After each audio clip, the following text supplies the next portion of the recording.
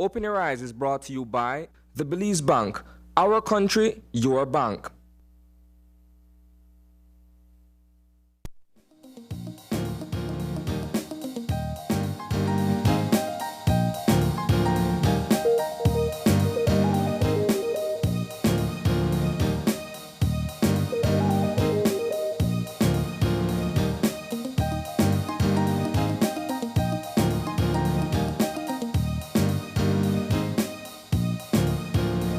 Good morning and welcome to Open Your Eyes. Start your morning right. I'm Sabrina Daly. And I'm Isana Cayetano. Good morning. Yes, we are fresh off the heels of an extended weekend, Isani, we are. and I think I speak for everyone when I say it's always welcomed.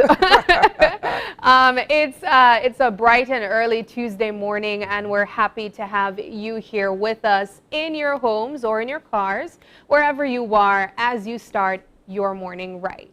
I'll tell you what, it's a brand new month, Sab. Yes, We're it in the is. month It of is. May officially. We celebrated Labor Day yesterday. Yes. And I know a lot of people who weren't out at the Keys were actually recovering from a festive weekend across the country. You would know from the schedule going into the weekend that there were activities for everyone, from basketball to Park Fest to everything that you can think about that people were able to come out and enjoy. I'll tell you this much, Isani, while there were activities, there was also heat. Oh, so certainly. while Loads you of may it. have been tempted to go out, you might have also been tempted to stay in because it was so hot. And that was the talk all over social media. Of course, Saturday, we right? can't. Yes. 114 degrees were in Surely Belmont felt Pond. like it, I'll tell you that much. So I'm sure that many people enjoyed the activities, but it was absolutely recommended that you stay hydrated, you stay indoors if you can, but just try to stay as cool as possible Yes, because yes. it was very, very hot. There were so many weather changes too as well. I mean, for 1 second we had just scorching heat and the other we almost had snow. I mean, welcome to Belize. Some people were actually anticipating some rains. Yes. And so because it was a part of the weekend forecast, I believe it suggested scattered showers or what have you, right? And some people were legitimately waiting for it to rain in their neck of the woods. And it didn't in their neighborhood. It's not to say that it did not rain somewhere, but certainly not where they would have wanted it. And so they had to deal with the heat as well. Yeah. You know? I mean, I'll tell you this much. Whenever there's a lot of heat, naturally we expect some rain. So indeed, there was a lot of people, I mean, aside from the weather itself, just expecting some rain. And you know, I really think about the need for balance.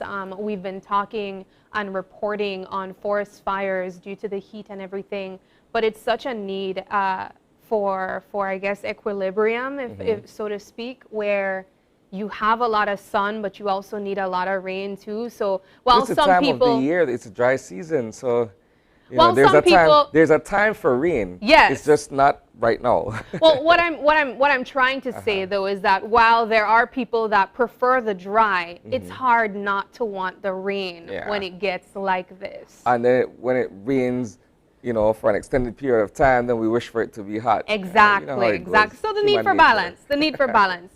Nonetheless, though, as Isani mentioned, there is a lot of activities over the weekend, and of course we will be getting to that in our What's Buzzing and Eye on the News. But just before we do that, let's jump into some positivity, so to speak. Let's talk about our motivation this morning in our Eye Opener. And it's taken from dailyom.com, and it goes like this.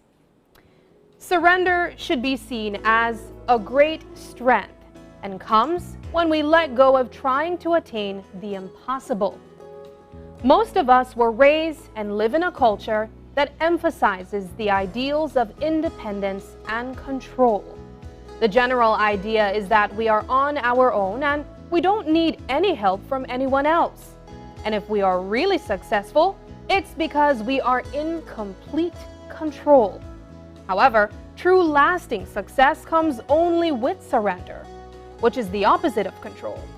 We cannot accomplish anything truly great on our own without any help, and the idea that we can is an illusion that cause most of us a great deal of suffering.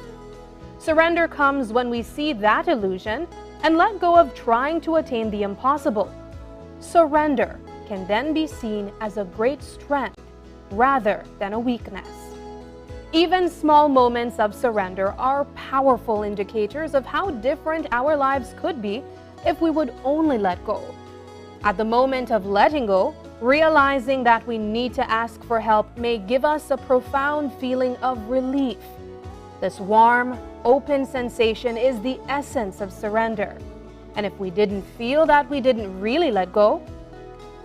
But it is never too late to let go, even if things in the past that didn't work out the way we wanted them to, because surrender is always an option in every moment of our lives.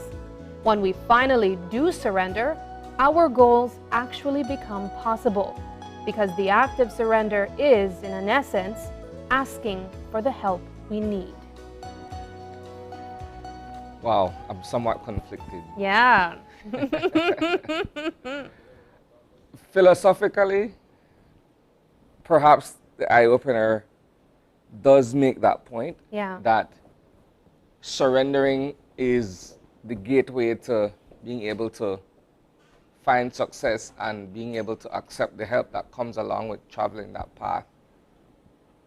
Fundamentally, letting go is often the most difficult thing to do. So you find yourself at a crossroads where perhaps, yes, you need help, but you're so used to going at it alone that seeking the kind of assistance that would get you to where you're going becomes the most difficult thing to do because of your pride or because of whatever else that stands in your way. And a lot of times, Sab, the right people who can help us are right there. Right there. And we tend to kind of shun away from asking them for any kind of assistance because it's difficult for us to bring ourselves to that point. Well, I'll tell you what.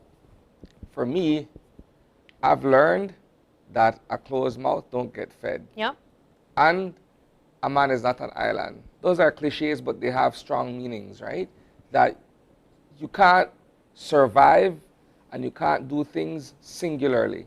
Try as you may, at some point you will realize that you need family, friends, co-workers, a stranger, whomsoever to get you to where you're going if you feel as if though you've lost your way or you need that extra push. I really like this eye-opener because I think it speaks to the importance of allowing others in a space where you are to learn as well. Yeah. A lot of times the people that don't like letting go or don't like asking for help truly feel like they're the only one that can do the job, at least at the rate or the way that it should be done. But it's also important to know that the only way that you can have more help is if people learn as well around you. So that's one side to look at it as well. Yeah. Sometimes I tend to take on everything all at once, and I'll put myself out there, you know, under the bus and feel like, you know, I have to do it because only I know how to do this. But it's important to teach people as well, because that's how work becomes lighter. Yeah. And, you know, you never know, you might actually really appreciate or enjoy having all hands on deck at some point. Certainly. So I definitely encourage our viewers, you wherever you are, to really stay tuned and really listen to our eye-openers in the morning. They are always so helpful to us as the hosts. So I can imagine how it must have touched someone's mind or lives wherever you are. But we're going to keep things going. Of course, as we mentioned, we want to touch on some of the activities that happened over the weekend in our What's Buzzing segment. But as you know, on Mondays, well, today is a Tuesday, but it's our Monday. Yes, it's a Monday, Tuesday. It's a Monday, Tuesday. On our Monday, Tuesdays, we cover Eye on the News, which is kind of a more in-depth What's Buzzing. It's essentially harder topics that are mentioned in the newscast, and we have our trusted Isani Cayetano here with us that will be diving deeper into the topics, some of the topics that you can expect in this week's newscast as well. So here's Eye on the News.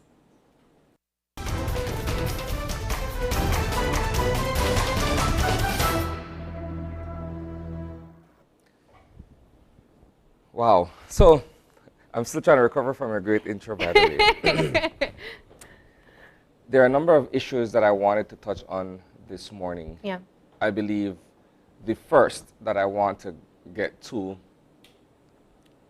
is the shooting death of 27-year-old Charles Canton on Friday evening. I know that when we began our newscast, you know, that incident was in our lineup, but at that point when we went to air, we didn't have sufficient information at the time. So now we've learned exactly what transpired, at least from one or two accounts, you know. And I think the primary thing that I want to do is to perhaps highlight the most obvious before I get into the details of it as far as I am aware. What is apparent here is the fact that earlier in last week, there was a matter that was brought before the Supreme Court of perhaps a similar nature. And I'm alluding to the Jasmine Hartin situation that happened before Justice Sancroft. I believe it would have been Tuesday of last week. And by the end of the week, we were looking at another scenario that somewhat played out in similar fashion, where you have, you know, in this case, two young men in a vehicle and a female was in their company. Initially, we reported that Charles Canton may have shot himself and injured himself fatally. Well, we've come to learn that that is not the case. That while, yes, they were inside the vehicle that was parked on 2nd Street in the vicinity of a popular watering hole we all know as Alaska, that they were, as it is described, you know, loading a weapon, loading bullets into a cartridge or a magazine. The weapon was on the handrest next to Mr. Canton. When the young lady, Ms. Vaughn, picked up the weapon, presumably not knowing that a round was still chambered in the weapon, and she fired the weapon. The round caught Mr. Canton, mortally injuring him, and that's what we know as the sequence of events that transpired in that vehicle based on the police report. What we also know is that there were several rounds in the vehicle. As I mentioned earlier, he was loading the clip, as we call it, right? So there were a number of bullets in the vehicle. And I think for me, this is the most salient point to make, right? That the issue of firearm safety and handling should not be lost upon anyone, let alone those who are licensed weapons holders, you know. I won't presume, but there may also be other elements at play here. Simply because I don't know that people go to 2nd Street in the vicinity of Alaska to just sit down and toy with firearms. And I'll leave that there, right? Perhaps an inference can be made as to where I'm going with that, but I'll leave that there. So the point is that you have to be extremely careful. It's the same way where on that pier that night in San Pedro, Henry Jemot lost his life. He was also fatally shot, you know, with a firearm, with a weapon. I believe it was perhaps his service weapon, if I'm not mistaken, right? And so the charge that's going to be preferred on Ms. Vaughn is manslaughter by negligence, because I presume it would be difficult for anyone to be able to point to a motive in order for there to be a higher charge brought against the young lady. Right? So it is expected that sometime today, Ms. Vaughn will be arraigned for manslaughter by negligence. What's kind of, in a sense, off-putting, and perhaps is only an error of classification, is the fact that in the police report it is headlined as murder, but at the bottom where the charge is being brought, it's manslaughter by negligence. So maybe that's an area that the department would have to clear up, right? Yeah. But that is what is on the existing police report. Do we know if other witnesses were in the vehicle at the time? Yes, there was another occupant, a third person. I believe the name is Jose Montero, if I'm not mistaken. Now, a little bit of a background. Mr. Canton, at 27 years old, was an employee of Holy Redeemer Credit Union. He was a mortgage officer and presumably well known. I mean, when you work in the financial sector, you're interfacing with people who come to borrow monies, who come to pay monies, and what have you. So he, I would want to think, was a well-known face at that lending institution. Yeah. Right? And I know that HRCU has put out a release in respect of this tragedy. It is not often that I sit here and discuss matters of crime and violence, but there are instances when it's necessary simply to emphasize or to reiterate a point. And the point that I'm making, as I mentioned earlier, is the fact that we need to be careful. We need to be more mindful how we operate, how we handle weapons. You know, these things are not toys. Yeah. You know, there's no possible way that while yes, the individual is loading the clips in loading the bullets in the clip, that someone would just pick that up from there and say, hey, is this thing loaded or whatsoever, and pulls a trigger. You know, it's negligent and it's irresponsible. Yeah. And that's where we are with that particular story. I mean, I just want to say that it's absolutely sad news, just to have a young life lost in such a quick manner, for such an instance as well, a mistake, you know. I have to say that I don't know him personally, but I do know his family members. He's also a part of the River Valley area. I believe he's also really big on sports, football. Yeah. I met his older sister. Counselor. He was a village counselor as well. I met his older sister, actually, I believe it was yesterday at the airport, and I feel so terrible because I wasn't able to make the connection. And you know, it's one of those cases where, you know, you're all from the village, but you don't really know that people are related, kind of like that. So for me, making that connection, it really brought things home, and I just have to extend deepest condolences to the family of Charles. I absolutely can't imagine what you're feeling right now, and I just hope that you're able to have peace after, you know, bringing him to rest. Whenever the funeral arrangements are made, I don't know, but deepest condolences to the family at this time. So yes, I just wanted to start off with that simply because more information has become available in terms of providing what took place on Friday on 2nd Street. On Sunday, 55 played, right? And so that was the last Sunday lottery draw. I want to stick a pin there and say that so many people were hoping that it would be their number. You know, they were trying to predict what's the number for the last bolito. I mean, the jokes you get on social media or the humor of Belizeans is what I want to say. But yes, proceed. Yeah, I mean, while there may have been a number of people who won on that number, and others obviously lost on that number as well, the bigger picture is what happens going forward. The nightly bolito and the Sunday lottery draw are staples in our Belizean society. It's a cultural thing, right?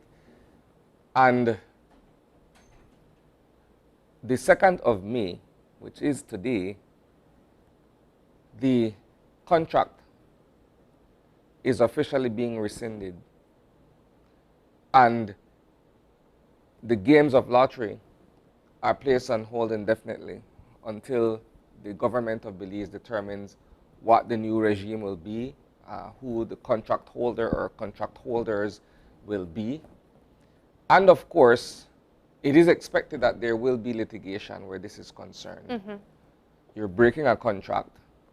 Contracts have clauses and stipulations, conditions, so on and so forth, that is binding to all the parties who are signed to that agreement.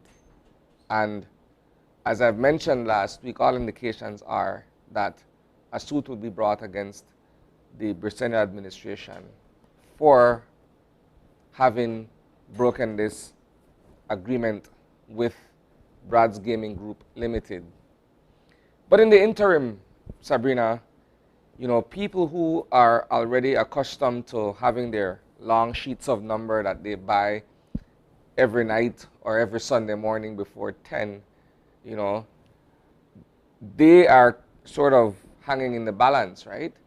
And while the games of lottery have been looked at as something or an activity that kind of provides the economic stimulus both ways, because there's revenue to be collected from taxes when they're applicable and when they're being paid and what have you, versus the people who win on betting on certain numbers and what have you. So it kind of creates its own economic stimulus back and forth. So that's on hold until further notice.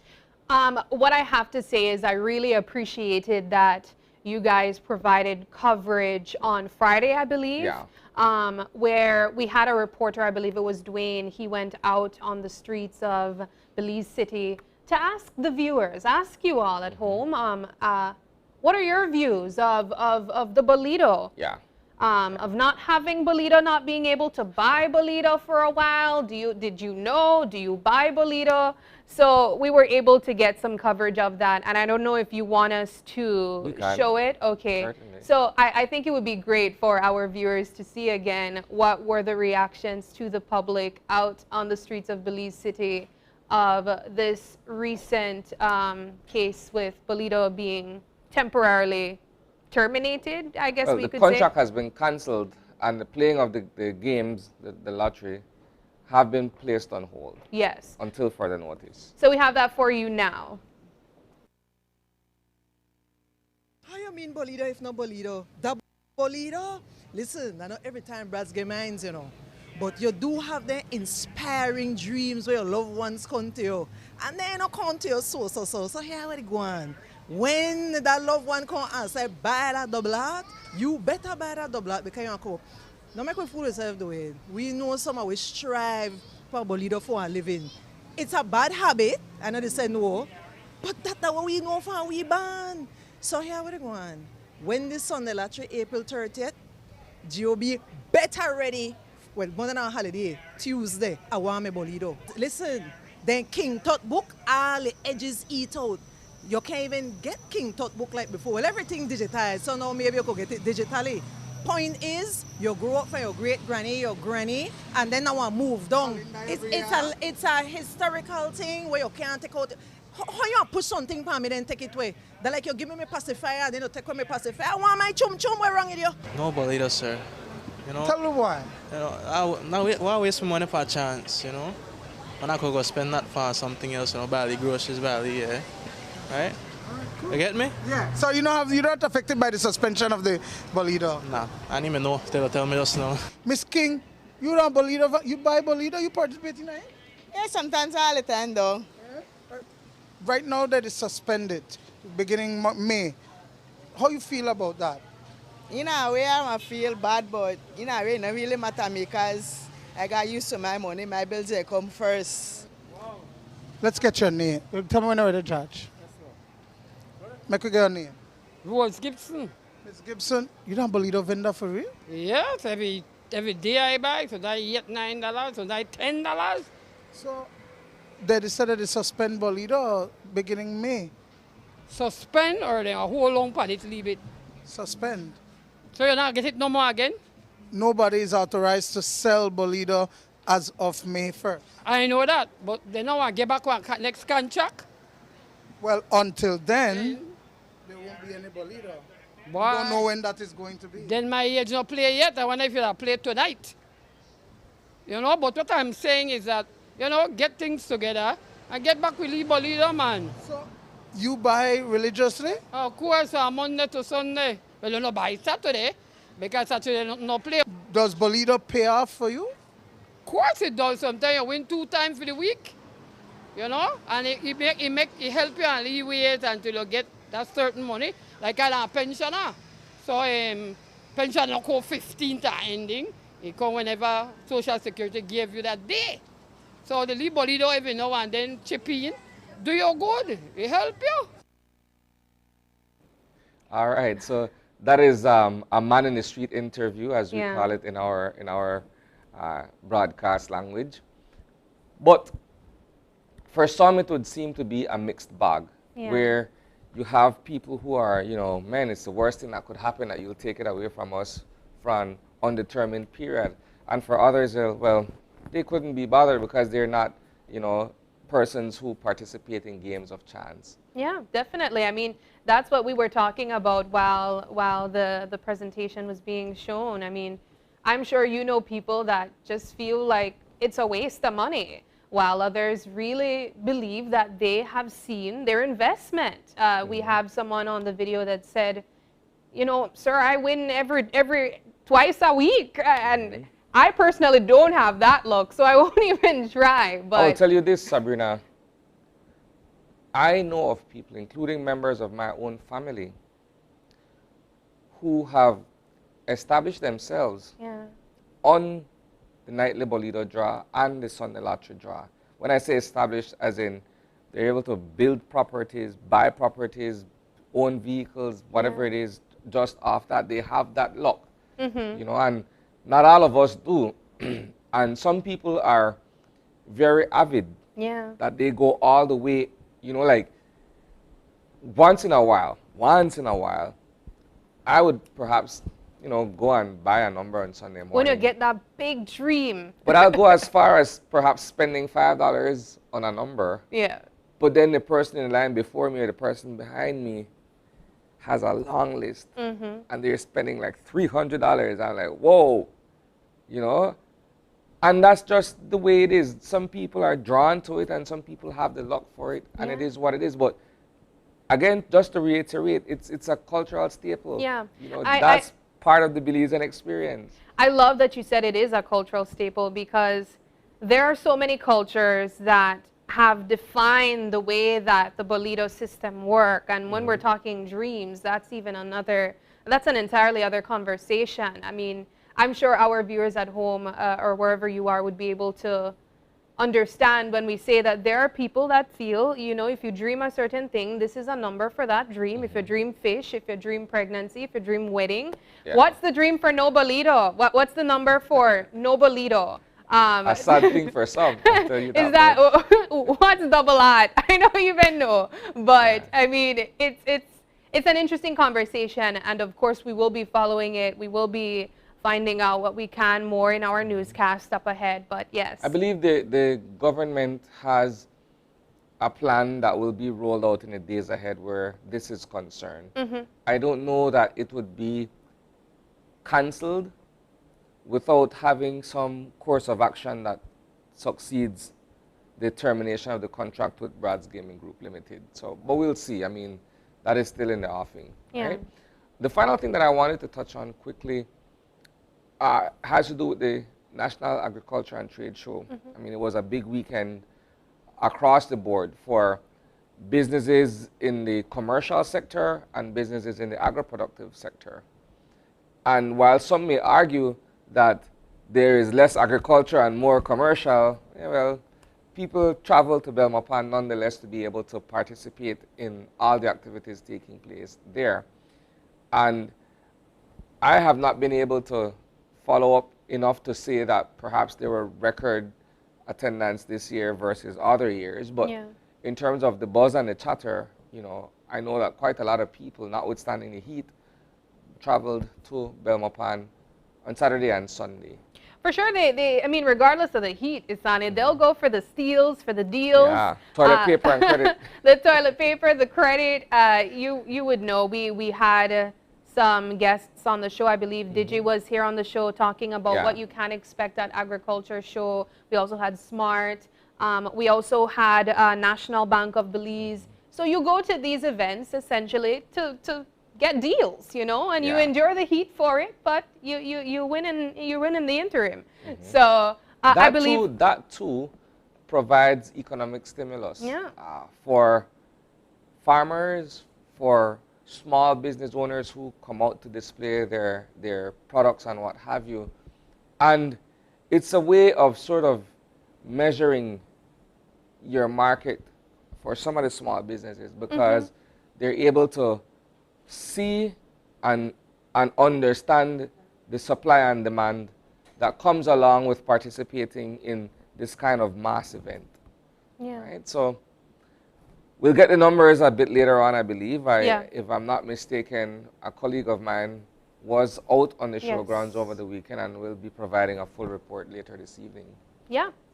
All right. Well, that was Eye on the News. And of course, we will be having much more in our 6 o'clock newscast. So don't go away. You can expect much more later in the day.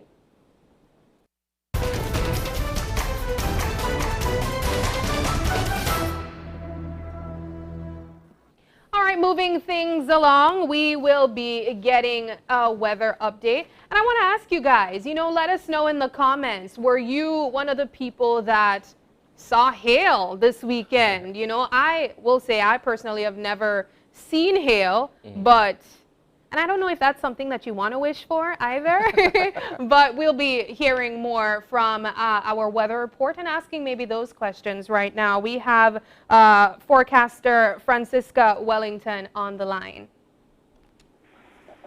Good morning. Good morning. How are you, Miss Wellington? I'm doing great. I'm looking at you guys here. You're looking lovely today. Thank you. Thank you. So we're here trying to get a weather update, but I have my own personal questions. Go ahead. What was this weekend, or last weekend, I should say, is that something that you can predict when it comes to hail? Yes, and we were expecting that, because what happened, the temperature was extremely high, and then we had this cold front approaching us, which creates instability over the area. And with the extremely high temperatures, it supports updrafts. Okay. And the higher the temperature, the higher these updraft goes. So it takes the moisture very, very high and reach up a point where we call the freezing level. So these raindrops become frozen, and then after a while they fall. But it's because of the extreme temperature. So what I want to know then, is that something that we can expect more often if the temperature continues to increase? If the temperature increases, but we have to have like this instability approaching us. Okay. So if we don't have any cold fronts around or any such system that will support the instability, we won't be getting that. All right, makes sense. All right, well, I guess we will be continuing in what we can expect today. What's the general situation? So fair and mostly dry conditions prevailing, and that will support sunny skies. We'll see cloudy spells. If you look outside, it's already cloudy with high cirrus clouds. And we're expecting little or no rainfall. If there's any showers, it will be isolated, very light and brief. Is that for today? Is that our 24-hour forecast for today? That's for the 24 hours. Okay. Can we expect any winds with this heat? Winds will be out of the east, 5 to 15 knots, and producing light chop seas. Do you have a general outlook for the week? For the week, yes. It will continue fair, and it will become even drier by Thursday. Well, I can see on the screen that our temperatures should look all right today, the highest being 93. So, I mean, that's welcomed after what was last weekend. Yes, which was like over 100 degrees. Yes, yes. All right, well, thank you so much, forecaster Wellington. We really appreciate it. And if there's anything else that we should be expecting as it relates to disturbances, we know that we can count on the National Meteorological Service to let us know. You're welcome, my dear. You have a great day. Thank you. You guys as well. Thank you. All right, that was the National Meteorological Service giving us the general update on the weather. As she mentioned, you can expect a little bit cooler weather, and we say cooler as compared to last weekend. I mean, 93 is much welcomed after over 100 degrees, I'll say so myself. I also appreciated that she explained what caused the hailstones as well. I mean, if you were on social media while people were sharing videos and pictures of what hailstones look like, there were some people in the comments saying, well, I guess we should expect snow next. So there's always the interesting, views of people whenever these strange happenings take place. But of course, it's not something that we can expect on a regular. It was simply because of the high temperatures and the weather disturbances from the cold front that was also taking place. So there's a science to explain everything. Yes. Nonetheless, we do appreciate it. And we will be taking our first break, but we want to give you a lineup of what you can expect in our show today.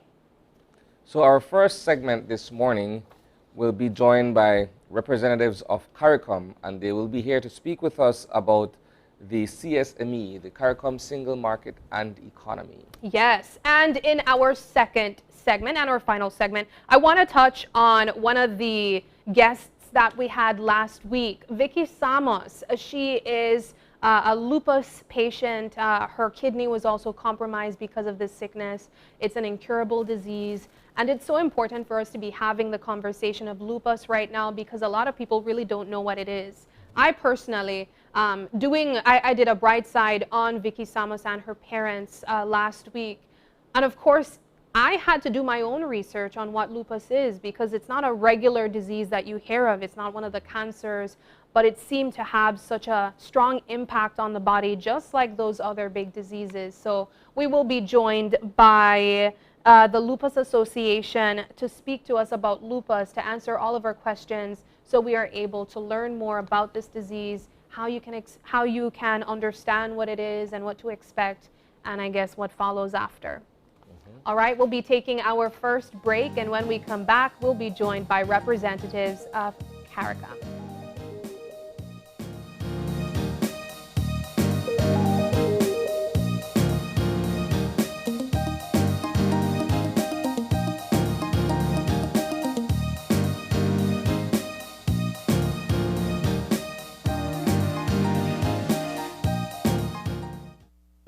It's almost lunchtime and Alice is getting hungry and forgot to bring cash.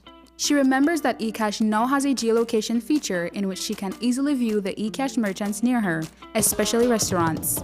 Her co-workers also ask her to order food for them. Chicken chow mein, please, and a Coke. The merchant sends her the payment link. She taps confirm, and within a few minutes, her food is delivered. Alice then views her transaction history and taps on the transaction recently made. Then taps the split the bill button where she selects the unevenly option and moves the bar to the desired amount per person. The request is then sent to her friends. Her colleagues accept the request and are ready to enjoy their meals. Geolocation and splitting the bill via eCash make Alice's life a whole lot easier. Galenia Hospital, located in Cancun, Mexico's premier tourism destination, is a state-of-the-art healthcare facility that provides highly specialized medical services. We are Quintana Roo's biggest private hospital with board-certified doctors and staff.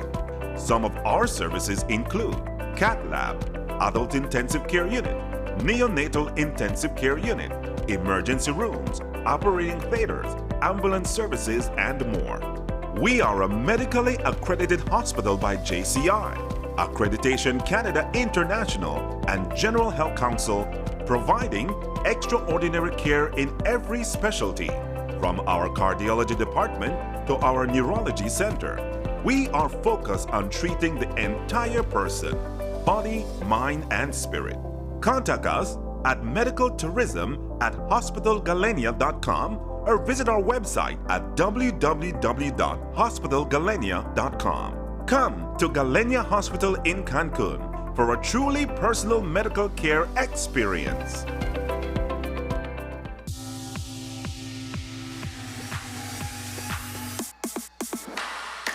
Sign up for Smart Share Plan and save big. Whether you're a small entrepreneur starting up your business, a student on a limited budget, or a family trying to save, this is the plan for you. With unlimited SMS, calls, and data, we help you save. Get up to 5 lines for as low as $30 per line monthly, only with Smart. Sign up today at any Smart showroom or sales manager countrywide. So get your business going, share more memories with friends, and be ready for the day with Smart.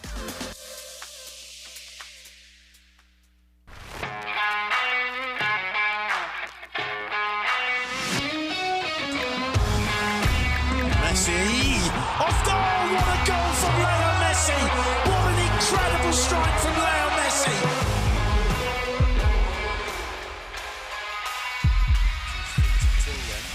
Neymar and Messi standing over this. Messi! Off goal! What a goal from Leo Great Messi! entertainment stays with you, and we bring you great entertainment. Next Gen, the ultimate digital experience.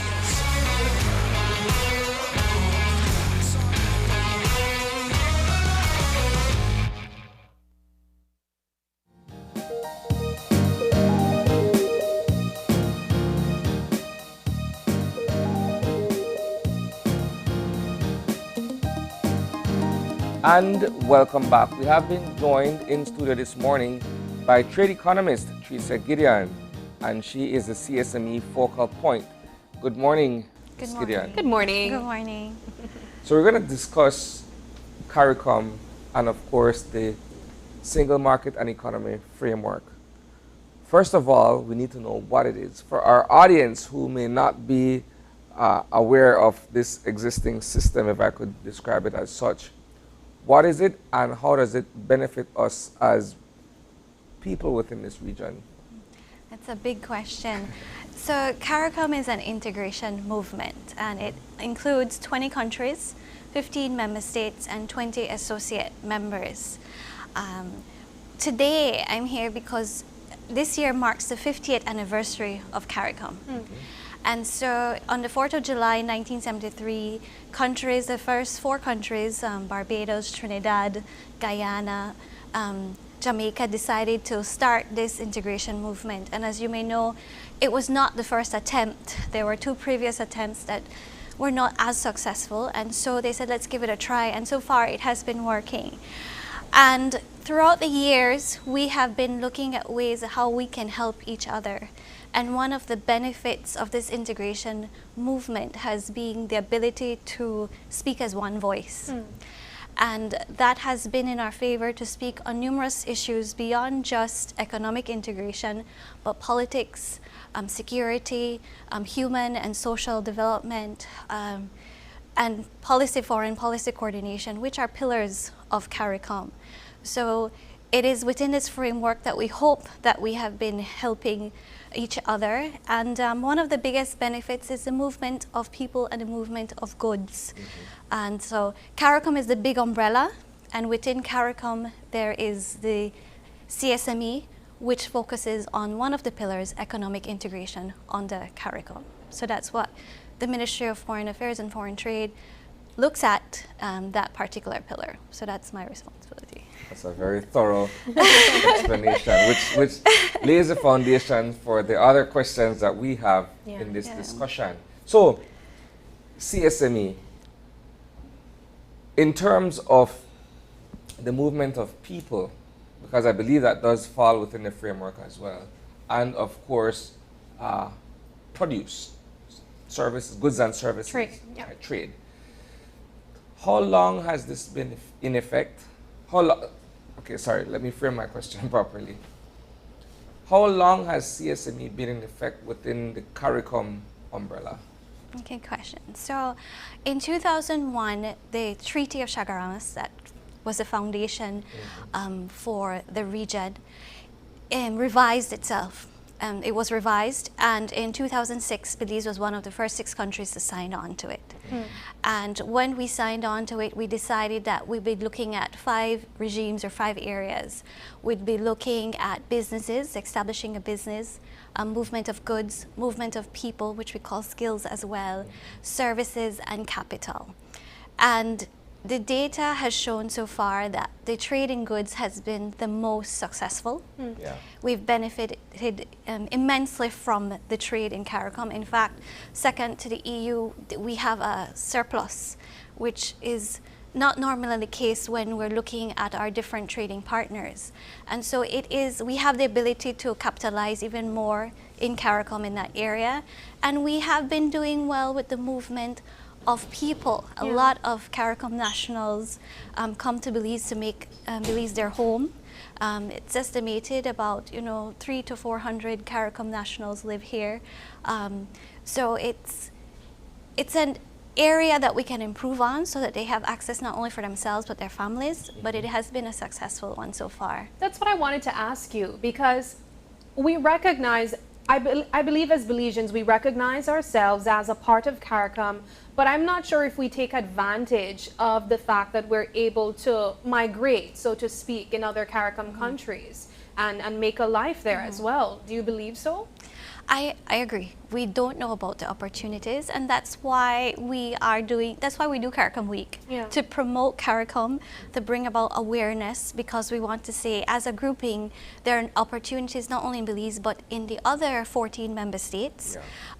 Once you get your skills certificate, which is forever, you can live and work in any of these other member states. And it's just by taking advantage of the opportunities that we can also iron out some of the kinks in the system. This is my observation, right? Perhaps there are others within the region that are fully aware of what the benefits are for, participating in the CSME framework and perhaps exploiting it for their own personal successes. But we don't hear of many Belizeans that have. I say that because when we look at the number of attorneys and we look at the number of magistrates and judges that come from other parts of the region, from Guyana, Trinidad, so on and so forth, they are here under that particular umbrella. But it's not often that we apprise ourselves of other people from Belize who have moved into the region. I know of a couple of people in Jamaica. I presume that that's one of the countries that most Belizeans would go to in terms of trying to explore other opportunities beyond the ones that are available here. Is that so? So we don't have the data, the explicit data on the amount of Belizeans outside of Belize. So what the region has done is to ask member states to collect free movement statistics so that we can better understand who's out there. So Belize has been collecting this on our end, but we can only collect who's coming to us. So as soon as that data is available, we hope to share that. But I think you may know that Dr. Carla Barnett is the Secretary General for the CARICOM Secretariat, which was a big deal for Belize. And we have, after her, there are a number of Belizeans that have gone there to work at the Secretariat. So it gives us hope that it is possible, there's an opportunity there. And we just lately had the director of Bureau of Standards. He's now the head at CrossQ, which is one of the regional organizations that deals with quality and standards in the region. So there are some key people that are moving, not as many as we'd like. And remember, it's risk.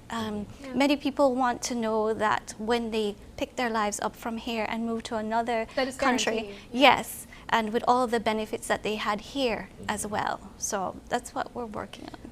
I mean, I'm not sure if you're able to speak about this, but I do know that it's a little bit of a unique process to apply. I believe there's like an application process to be able to legally migrate over as well. Could you speak about that? What is that like for a CARICOM national to apply to migrate to another CARICOM country? Well, here in Belize, you can apply for the skills certificate through the Department of Immigration. Unfortunately, it's only in Belmopan at this moment.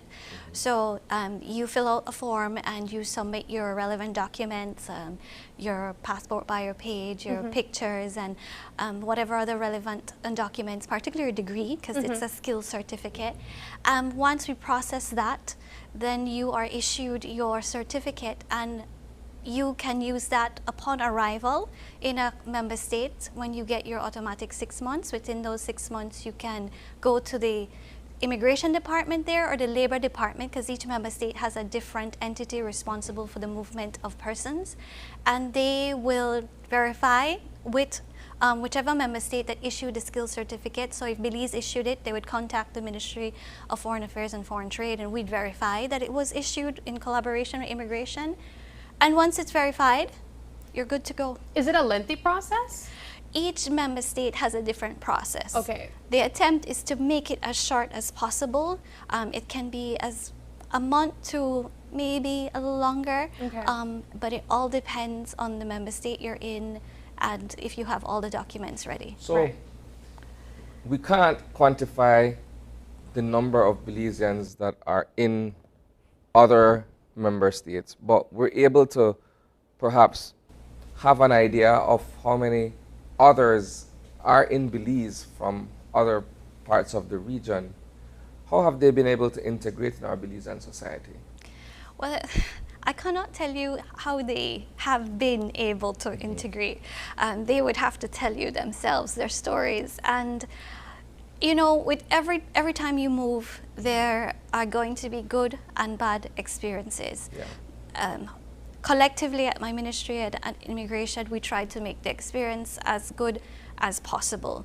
We know there are some challenges when they get here in just ensuring that they can access all their rights, because it's not only the general public that's not aware of the opportunities, but so some key people in some institutions to ensure that these people can move seamlessly into our country.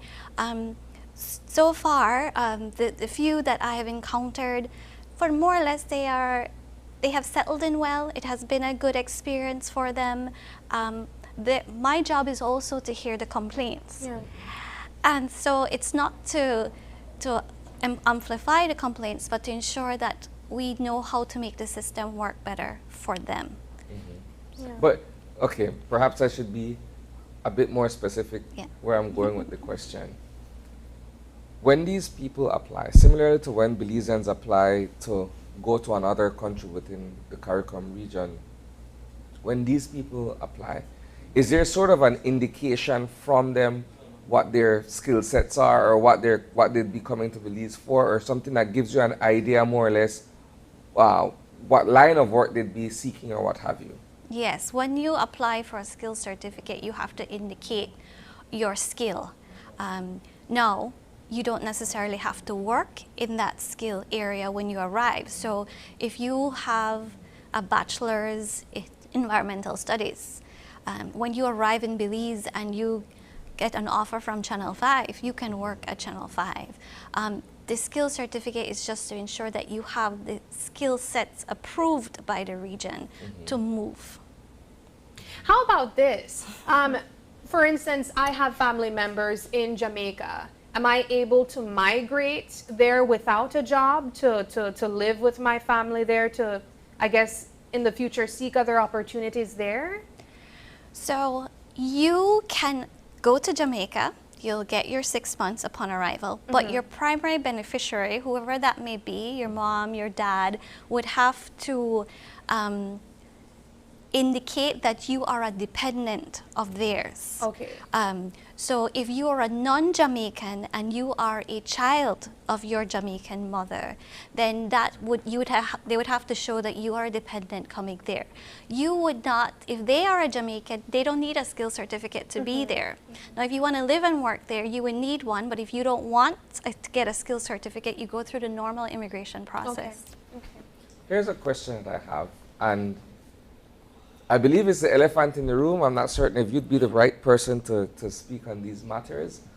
But we've been experiencing some challenges in terms of other nationals from within CARICOM perhaps exploiting their ability to move freely within the region. When we look at Belize, Belize is the only mainland, well, aside from Guyana, but that's further south. Belize is the only mainland Caribbean and Central American country that is closer to North America, and you're looking at persons who are coming to Belize, perhaps under this, the guise of free movement, but the ulterior motive or the objective is to be able to move further. And obviously it has created an issue with the Ministry of Immigration, but it falls under the revised Treaty of Chaguaramas, right? What is your take on that? How do you look at that from a certain point of view where you understand that this legally exists, that people can move, but they're using it to their advantage to move somewhere else undocumented or illegally? So one of the pillars that I mentioned earlier in CARICOM is security. And the region has done a lot to collectively improve its surveillance and to have member states work together to ensure that when Tricia arrives at Trinidad, that they can have all the information they need on her upon arrival. Yeah. To make this work, of course, we need data, and we need to upload the data, and we need to be reporting to each other. So it's a cooperation issue. With everything, there's going to be loopholes, and people will find ways to engage in illicit activities. We can't dismantle the framework because of that. We just need to now work with member states, and we have been, to ensure that we understand the source of the reasons why people are moving illicitly, because people don't get up one day to risk their lives to move through areas and spend a large amount of money just for fun. People, there's a reason. And so when you start interacting with other member states, that, hey, you know, we have a number of people from Grenada coming here, and we want to know what's happening on your end, and this is what our security is picking up. What's your security? And they said, well, we weren't aware of that. We were aware of this happening in the Panama or going through Trinidad. So it is really now an effort for us to come closer together to improve our systems and to make the system work better. So people are going to take advantage of it, unfortunately, in not the best ways, but it's an opportunity to improve it. Yeah. Let's talk about CARICOM Week. We know that CARICOM Week is a week of advocacy, of information sharing to the public, what you can learn about being a CARICOM member. I mean, we are a CARICOM member, but what are the activities that you guys have lined up for this week? So CARICOM Week, we usually try to emphasize the non-trade elements of CARICOM, because when we think of CARICOM, it's only trade, but CARICOM is food, music, people, colors. And so this week we have, well, yesterday we started off with the churches, the Council of Churches, who are also celebrating in the region the Conference of Churches 50 years as well. So they had church services around the country celebrating CARICOM as well. Today we have our time on the media to promote what's happening. Tomorrow we have a high-level event at the Ministry of Foreign Affairs and Foreign Trade to discuss the impact of CARICOM on Belize for the last 50 years, and we will also be unveiling a painting that we commissioned to celebrate Belize in CARICOM. We also have tomorrow some clinics. We call it Mobile Clinic with the skill certificates. They'll be stationed at Galen University, so students can come out and apply for their skill certificate. And the fee for the skill certificate has been waived for this week. We also have a mobile clinic on Thursday at UB in Belmopan. We have been working with the coffee shops in Belmopan and Belize City to place on their hot and cold drinks so the 50th anniversary logo. And so again, it's a simple way for people to start asking questions. Yeah. And every 50th person gets a free coffee. And then we have a poetry night, Thursday night at the National Heritage Library in Belmopan. And then we have a marathon on Saturday morning at the Marion Jones Complex in Belize City. I want to talk about young people because of the entire population of CARICOM, inclusive of associate members and member states, which is 16 million people. 60% of that population are under the age of 30. What are ways that you guys, or what are ways that CARICOM prioritizes young people? So I work particularly, as I mentioned earlier, with the integration, and this year we've just nominated 2 youth ambassadors. And the way we have been trying to promote youths is to have youths be at the forefront of promoting this region, and to have forums for them to speak, and to have these ambassadors in each member state identify activities that they feel are the most effective in sharing what CARICOM is about and integrating young people more into the discussion. Will the CARICOM Youth Ambassadors be a part of this CARICOM Week activity? They will be part of the high-level discussion. They're invited to participate. However, we ask them every year on the 4th of July, which is CARICOM Day, to organize activities for to promote CARICOM in Belize. Yes. Excellent. Yeah. Is there anything else you want to share with us regarding CARICOM Week activities, or regarding any of the issues that we've discussed so far? And just a reminder that I think we always forget is that CARICOM is out there, and CARICOM is us. Belize is CARICOM, and CARICOM can only be effective when we make it effective as people. So, just to reiterate, tomorrow, Belmopan, there will be this high-level discussion to look at CARICOM and its role in the region for the past 50 years. Open to the media, correct? Yes. Just Cautiously, making sure. yes. Just making sure. All right, well, thank you so much, Ms. Tricia, for talking to us about CARICOM Week and CARICOM Day. Happy 50th CARICOM Day, CARICOM Week. Yeah. So we'll definitely be, I guess, hearing more about all the activities in our newscast. As Isani said, or as we learned, it is open to the media. All right, we're going to take a quick break, but when we come back, we'll be looking at some transformative living news. Oh, all right, we'll be actually looking at that now. We have Anlin with us, as you know. Anlin Apollonio is our transformative living, I guess, presenter, we would call her. She provides us with insight every Tuesday on ways that you can transform your lives. This week, of course, she will be providing no less than she normally does. So here's a sneak peek. Good morning, Belize. When it comes to physical health and fitness, the options vary. For many, engaging in cardiovascular activities is just enough to sustain overall health and allow organs to perform optimally. However, there are many of us who, in addition to the aforementioned, are fascinated with muscle growth, strength development, and the numerous benefits associated with pursuing bodybuilding, whether leisurely or competitively. This week's Transformative Living took me to the original home of bodybuilding in Belize City. After a long day of work, these men pour into themselves by pumping iron at Neil and Gordon's gym. Bodybuilding is a form of exercise that involves strength training and developing muscles through weightlifting and other resistance exercises. Competitively, after months or even years of consistent training, athletes take the stage to display their muscle size, definition, and symmetry. Belizean bodybuilding pioneer Guy Neal has dedicated 40 years of his life to the sport, ascending from athlete to trainer, and now he is the president of the Belize Bodybuilding and Fitness Federation. He urges us all to make an investment in our bodies to fuel overall well-being, while offering his expertise in getting you started.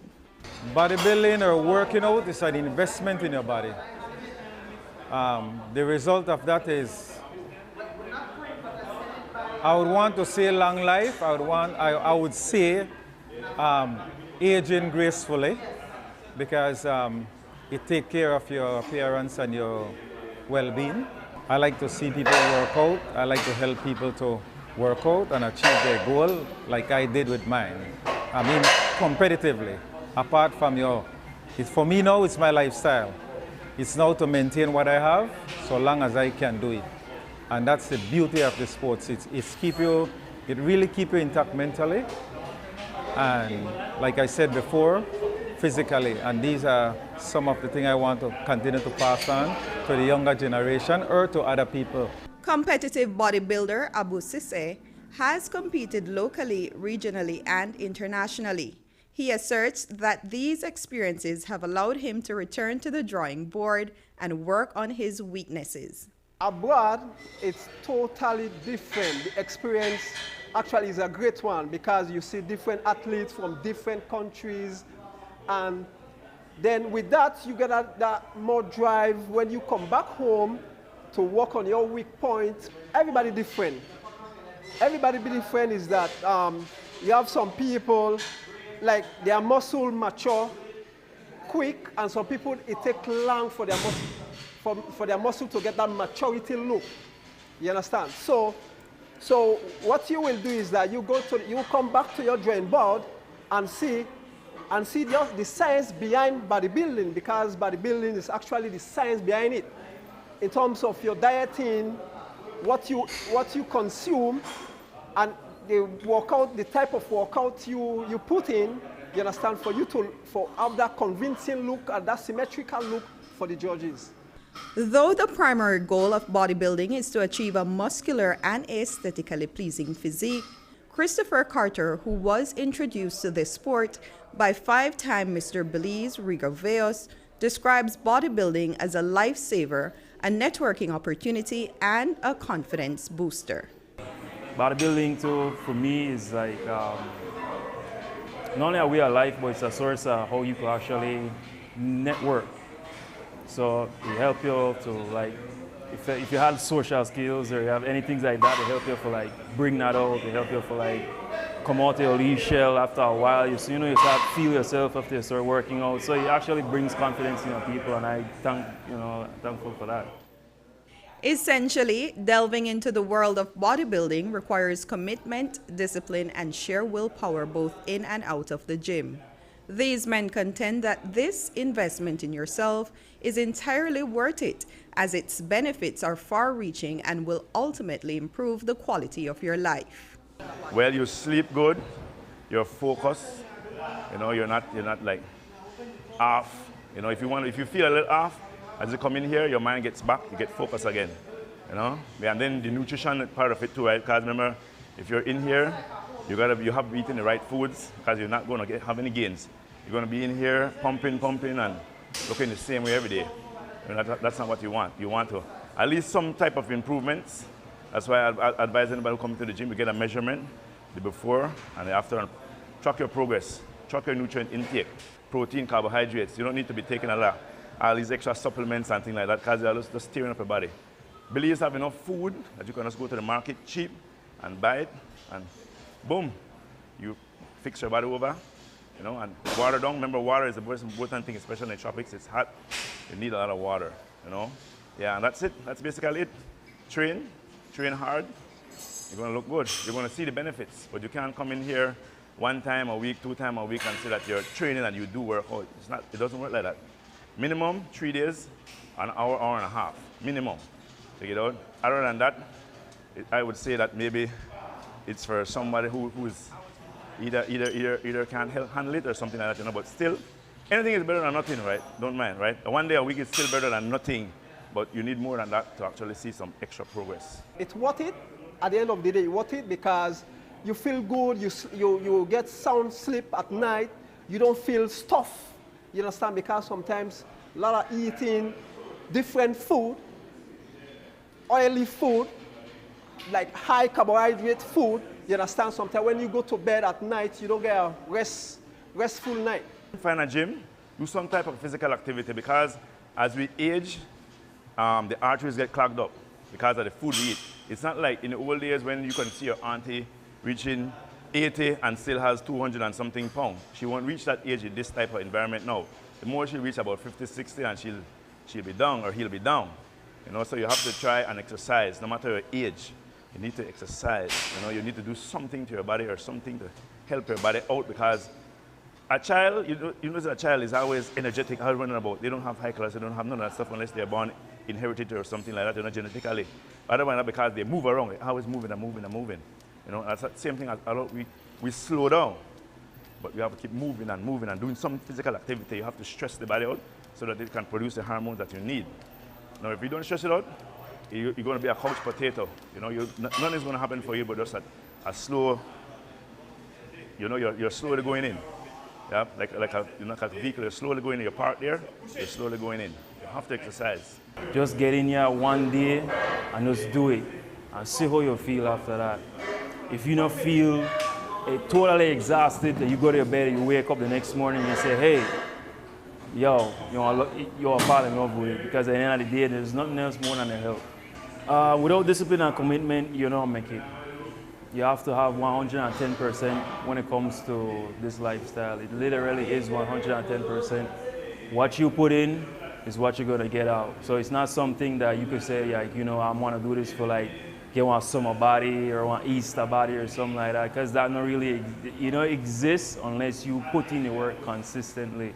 And that takes mental discipline. And when you come in here for after 1 week, your body won't change due to the fact that you discipline yourself. So I could say coming in here will change your life. If you're ready to make an investment in yourself that will transform your life, building your body is among the top ways of achieving a healthier, wealthier you.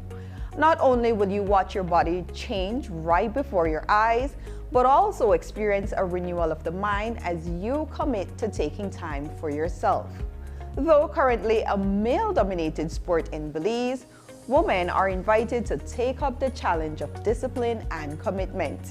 I've been a bodybuilder for the past decade, competing both locally and regionally, and I can assure you that incorporating it into your lifestyle is truly rewarding.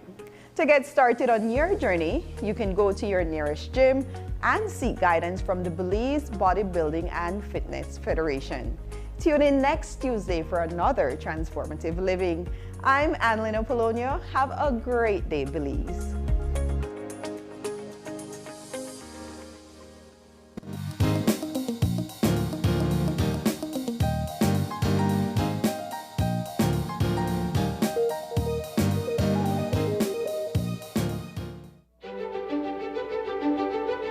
Technology is ubiquitous, and it's transforming how, when, and where we work.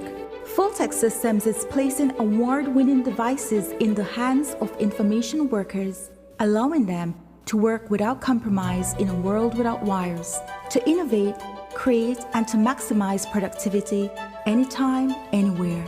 Satisfying the needs of the desk-centric remote and field worker and every other worker in between. We are providing the industry's best devices to businesses going through the process of digital transformation. Partner with us today to provide the solutions that will allow your employees to work effectively and efficiently to enhance your customers' experience.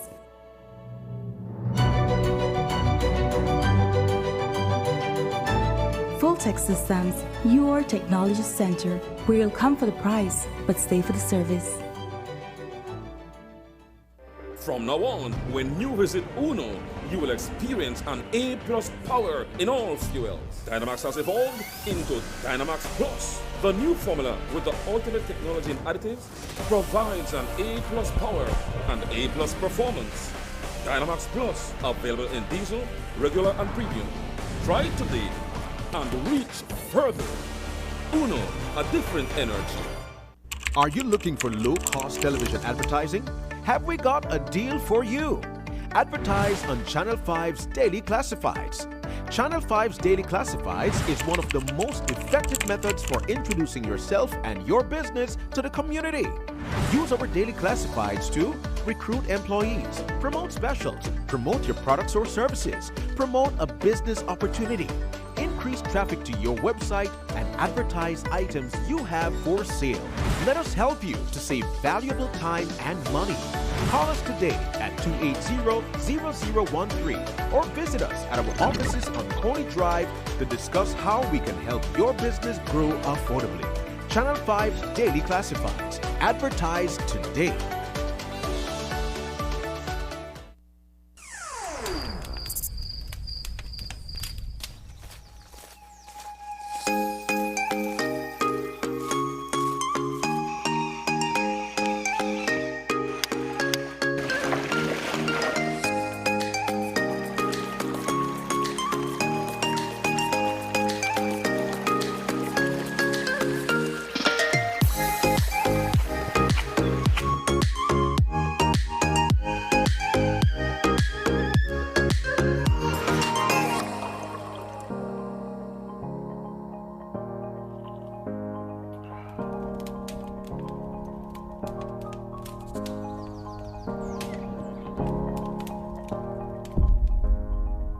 Explore the great outdoors with Benny's Quality and Savings.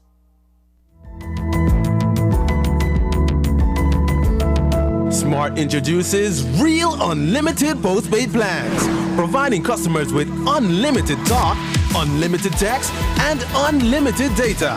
Now that's a real great deal.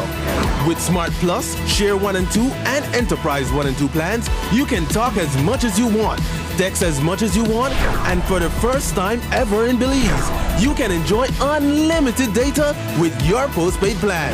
So come in and sign up for an unlimited postpaid plan and enjoy limitless possibilities. In addition, other plans such as the Flex Junior, Choice, and Select have been boosted with a lot more talk, text, and data, providing you with the best value for your budget. Be unlimited with Smart. It's time to power your dollar with Smart. Your life just got a lot less complicated with Belize Bank Contactless MasterCard Debit Card. Introducing our Standard Debit and MasterCard Platinum Debit Cards. Now you can make purchases anywhere MasterCard is accepted with one tap, pay and go. Your contactless card never has to leave your hands, especially in these times. And your card is embedded with multiple layers of security. Platinum card holders get to enjoy extra benefits like price protection, purchase protection, trip inconvenience, and luggage protection, just to name a few. Start enjoying a cashless lifestyle today with the Belize Bank.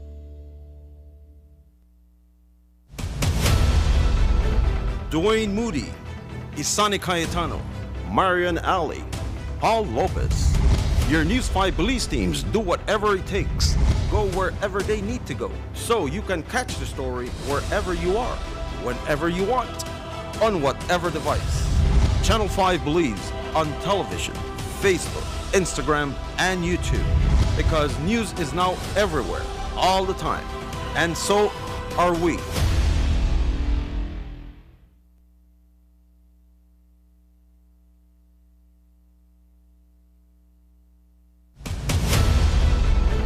Dwayne Moody, Isani Cayetano, Marian Ali, Paul Lopez.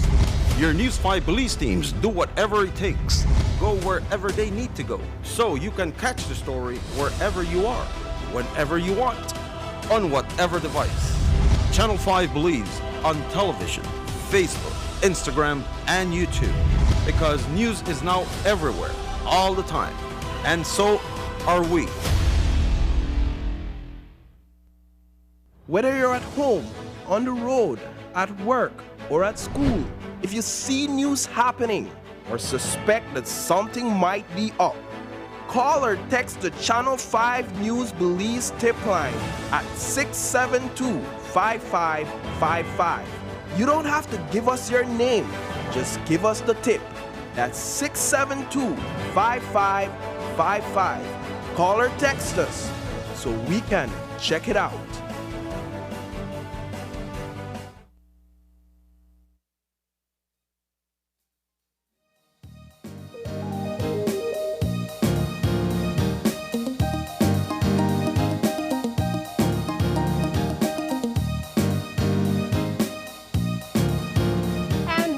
Back. We're joined by some guests this morning talking to us about lupus. As we mentioned earlier in the show, lupus is a conversation that I think is so important for us to have, especially right now as we're learning about more people being diagnosed with this disease. It's a lot of questions when it comes to lupus, and of course we'll be getting some answers by persons that have lupus and also a professional. So we have with us Arlette Gomez, and she is the president of the Lupus Association. Good morning. Thank you. We also have Dejanira Thompson. She is the vice president of the Lupus Association as well. And Dr. Jorge Hidalgo, he is an internist. Good morning. Good morning. Thank you so much Thank you for for being having here. us. Yes. Yeah. I want to start the conversation by just really touching on what I mentioned in the intro. There are more people being diagnosed with lupus, or more people that we're learning about. And I think it makes the conversation more prevalent, and I think it's so important for us to have.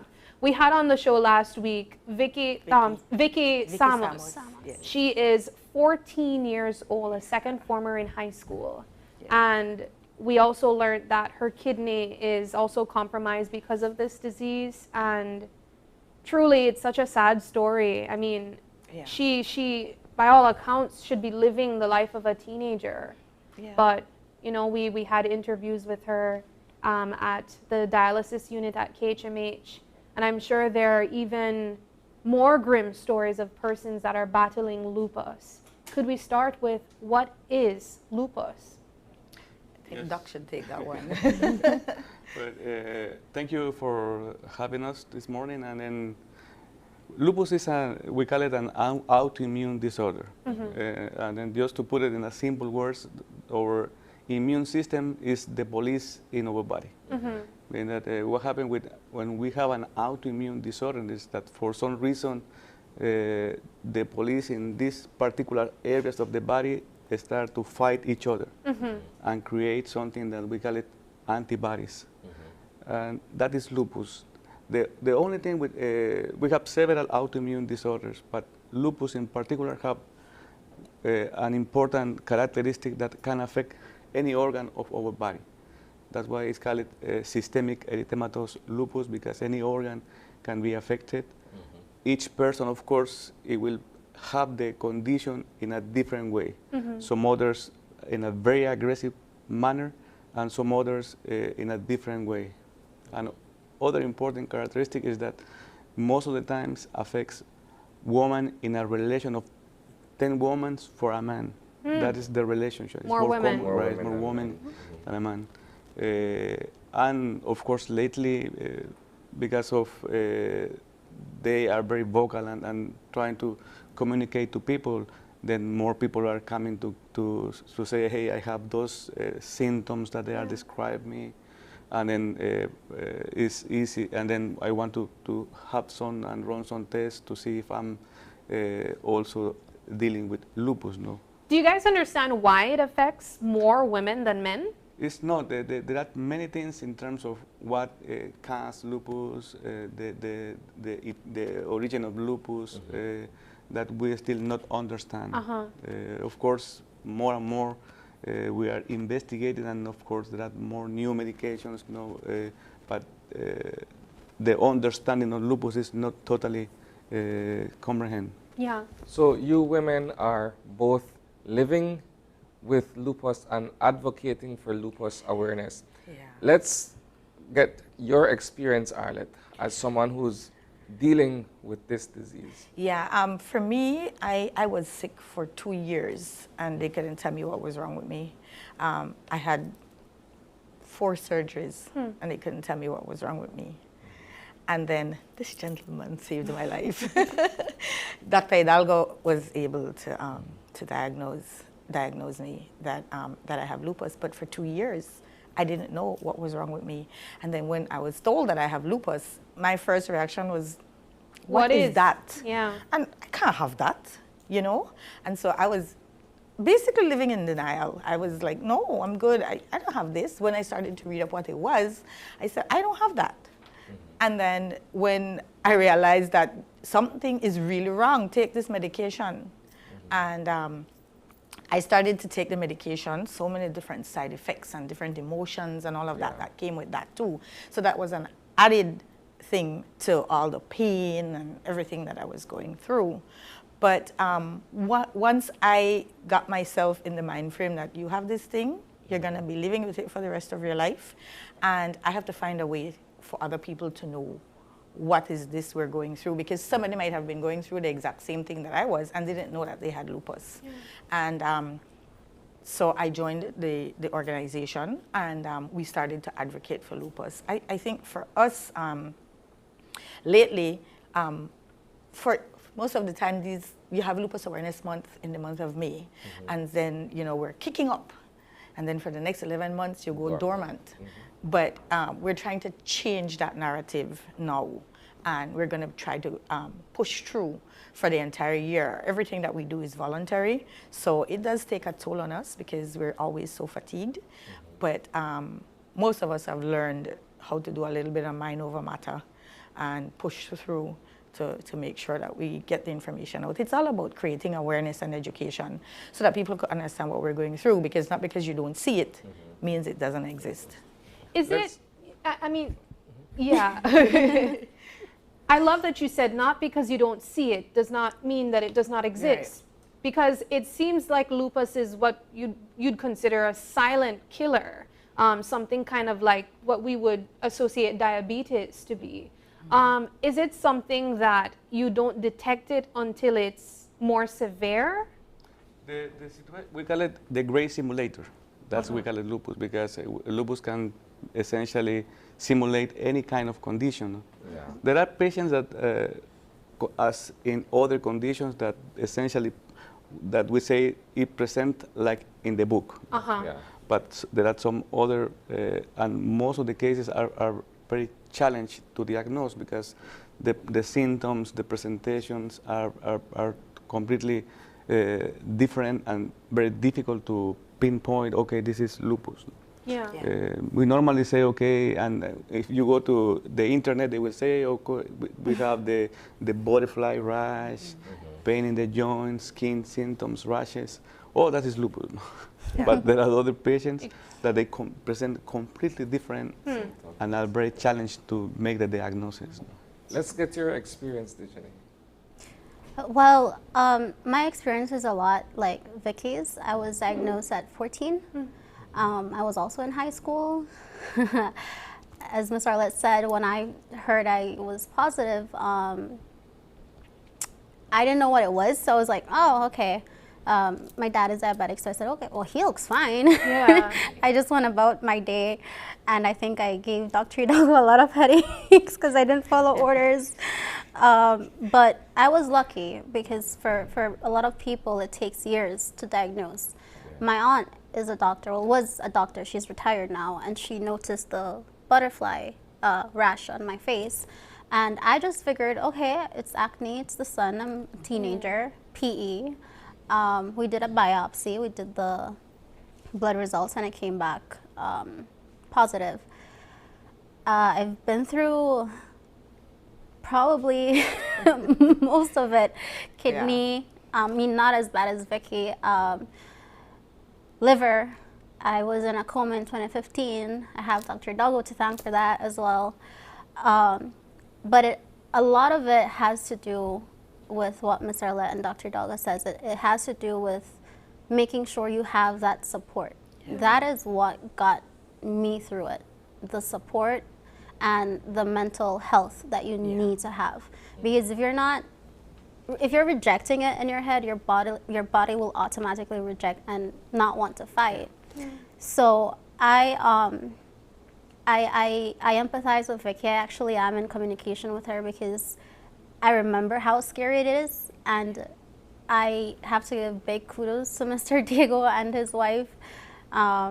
And that's why I told her, you know what, I'll be the person that you want to vent to, because I used to hate seeing my parents go through that and seeing my family go through that. And I wouldn't say I have pain until like I would end up in the ICU or something. And that's what we do. Yeah, we hide it. We internalize because we don't want to stress people. Don't know and what you're going through. The truth is that every day we're almost every day we're in pain. It's just that we've managed on how to cope and have a somewhat normal life with it. We have to learn our bodies and really figure out what's really good for us. For example, I can tell you, and I say, hey, I feel like my eyelashes hurt today. And you would look at me like, yes. What? Exactly. Yeah, I look at that. Miss Arlette and I say, my eyelashes are really hurting. And she's like, girl, I feel you. Yeah. And that is what we're trying to create, because it's very important to have people not feel like they're alone, not feeling like they're going crazy. And like Dr. Hidalgo said, it's very important to, if you have these symptoms, please get tested, because it's also very dangerous if you think you have lupus and you're taking medication for it, because these meds are also damaging to the body. So that's why we're raising awareness, because one, we want to make sure that you have the correct diagnosis, you have the support. Over the years, we've had a lot of sponsors, a lot of donors, and I think it's one of the very things good. we have to stress too is our mental health. Yeah. We have to really and truly make sure that you take care of your mental health, because we feel like we don't want to be a burden on our families. We don't say anything that we're going through a flare. Like I was in one last week and nobody knew until Dejanira said to me, something's wrong. Yeah. What's going on with you?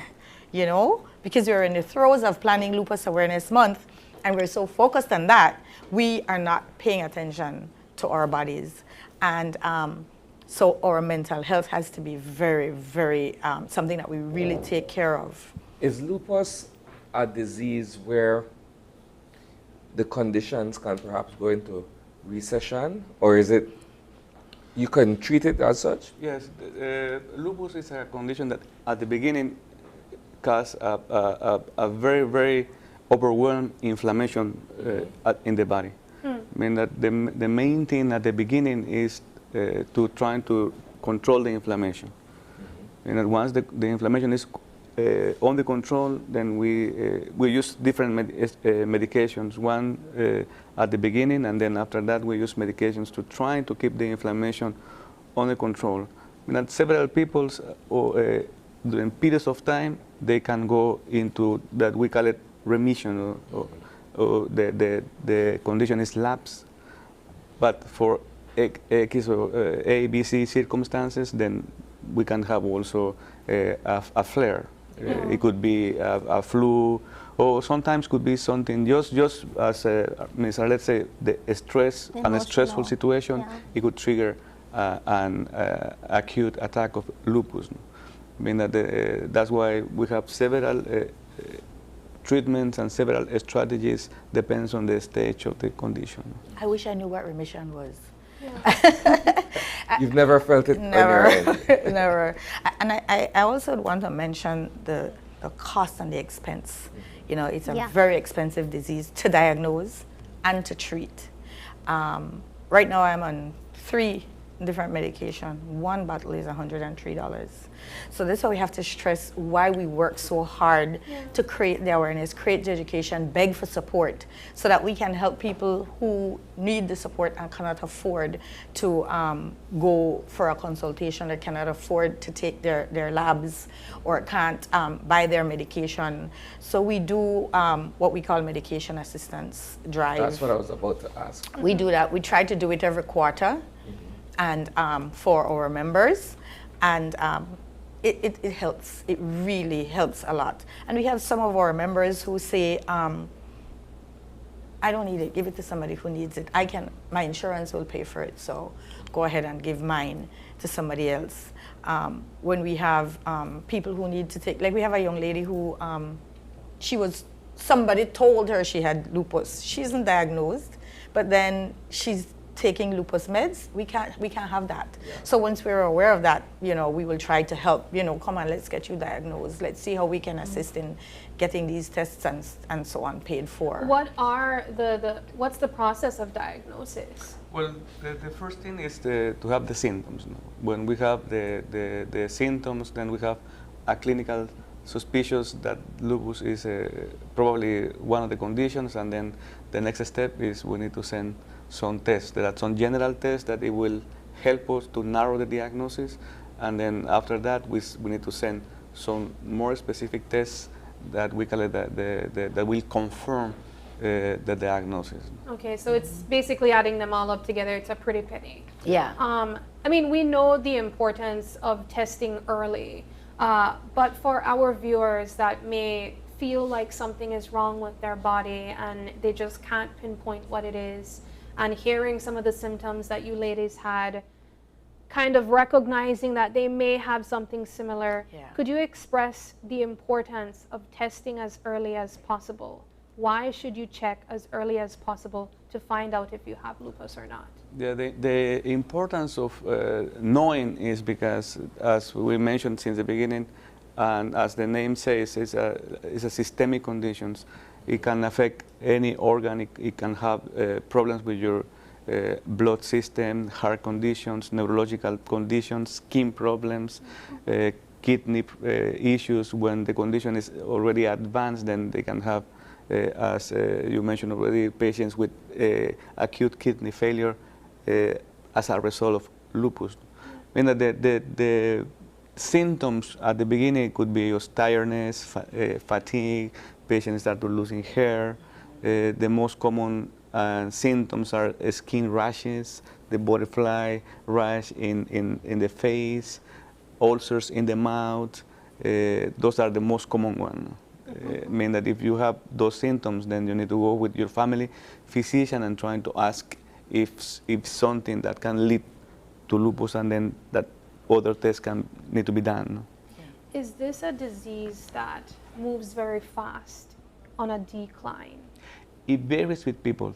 There are people that they have lupus in a very aggressive manner. There are some others that they have lupus and they have been there with minor symptoms over the years. No? Okay. And it varies with people. It could So be you never know. really aggressive, Yeah. and it could be just. The thing is, we don't want to take a chance with Yeah. that because, like, for example, I'll use my experience. In 2015, I was not mentally okay. I was going through a lot, and I was not paying attention to my body, and my lungs shut down. And by the time I actually felt the pain and I got to Dr. Doggo, I believe I was going into septic shock, and that means all my organs were failing.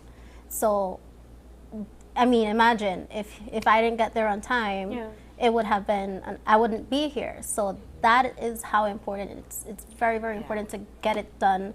And that is why we're doing the awareness. We're doing, we have Pop Day, we have the walk, we're incorporating the Butterfly Gala. I'll have Ms. Arlette talk about those events because we want people to be more aware, to say, hey, it's not something to be ashamed of.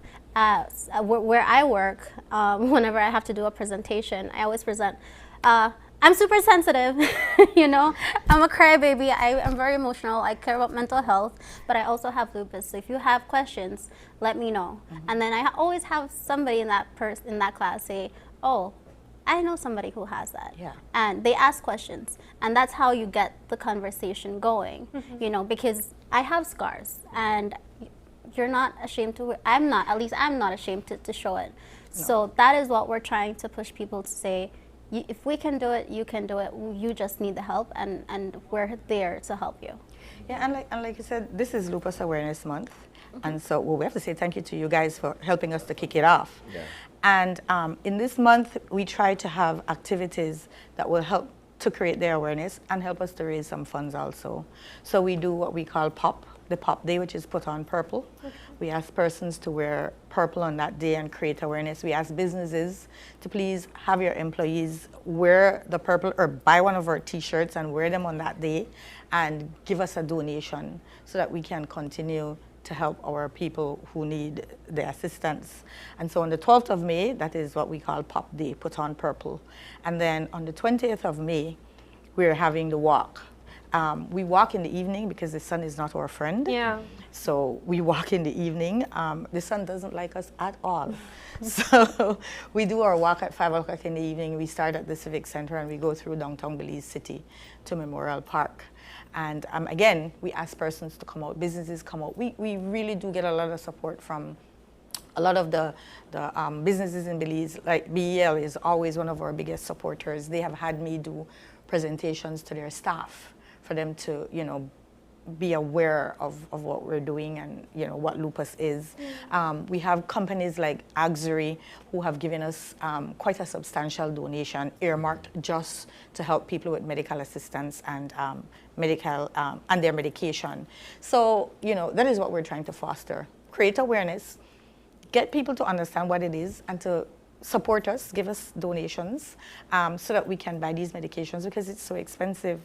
And this year, we're venturing out, we're taking a bold move, and we're having our first annual butterfly ball. Well, butterfly because of the rash that we have on our faces.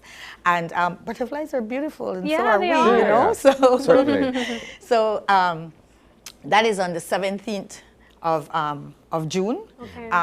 We have to thank Niche. They're giving us the House of Culture, the venue, for free because they understand what it is that we're going through and why we're doing what we're doing. And we're hoping that this will be such a success that it can become an annual event that will help us to continue to raise funds. When you look at raising awareness, that is one thing. That is for persons who are afflicted with this disease to... And their families. And their families, yeah. To come and access information, to find out how they can help themselves and each other, and what have you. So that is one thing. But how do you sell yourself, so to speak, as an association? Yeah. I say that because everybody knows the Cancer Society. Everybody knows the Belize Diabetes Association. But perhaps in the grand scheme, the Lupus Association may not be as well known. So how do you now market yourselves to be able to either attract more funding or for other people to know that you do exist? Right, and that is why I said that we doing the June. Do all we're doing, and to make sure that we don't go dormant for the next 11 months, because that has been what's been happening, and so we have to keep the momentum going. The momentum going. We have to keep the association visible, so that people know that we're a viable option for them to come to us if they're in need. We have a support chat that has in almost 100 people who have lupus, and there's so much more out there, and some who don't because our family members, they have it too, you know. When they have to go through this with us, and when we're in the hospital, and when they have to be there with us, suffering along with you. Yes, right. So that's the idea. We don't have a secretariat like these other bigger organizations. That's one of our goals, to be able to have people to walk in and access information from us and speak to us, get doctors to come in and volunteer maybe once a week to see our members. And you know, and we want to attract membership. Yeah. Because not because you're part of our support group, it means that you're a member of the association.